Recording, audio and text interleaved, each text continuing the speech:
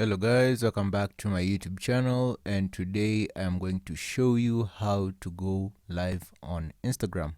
So let's dive in. The first thing you want to do is go ahead and launch your Instagram app, then click on the top of your screen on the plus icon. So we have post, story, reel, and live. You want to select live. And you can, before you go live, you can select a couple of filters.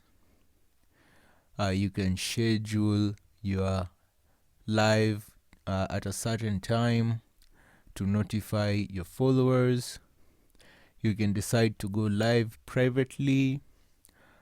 You can also add a title to your live. You can add a title to your live. And after you're ready, you just click on the white icon with the purple broadcasting signals. So you do that and you will begin your live. And it should take a few seconds to start, and it says you are now live.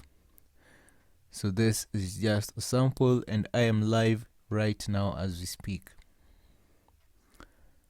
And maybe some of your followers can jump in your live. As you can see, you can wave to some of your viewers.